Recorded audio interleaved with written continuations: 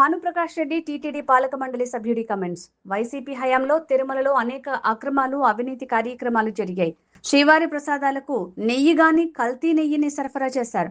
Chemical తో తయారు చేసిన ప్రసాదాలను గత ప్రభుత్వం హయాంలో సమర్పణ చేశారు.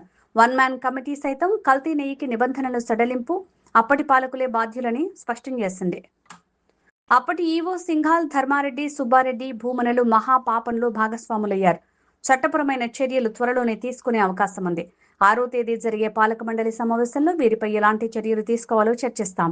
ఎవరిని వదిలిపెట్టే ప్రసక్తే లేదు.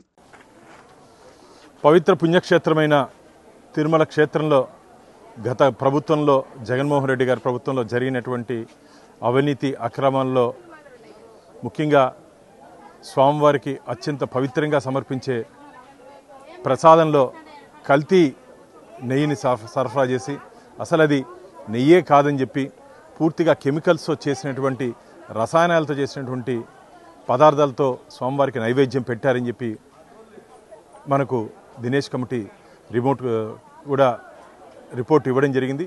ముఖ్యంగా ఆ రోజు ఉన్నటువంటి ధర్మకర్తల మండలి అప్పుడున్నటువంటి నియమ నిబంధనలు సడలించినటువంటి కారణంగా అప్పుడున్నటువంటి ఈఓ సింఘాల్ గారు, ధర్మారెడ్డి గారు, దాని తర్వాత కరుణాకర్ రెడ్డి గారు, సుబ్బారెడ్డి గారు వీళ్ళందరూ ఈ మహాపాపంలో భాగస్వాములుగా భావిస్తున్నాం. ఖచ్చితంగా వీరందరి మీద చట్టపరమైనటువంటి చర్యలు తీసుకునే అవకాశం తొందరలోనే ఉంది.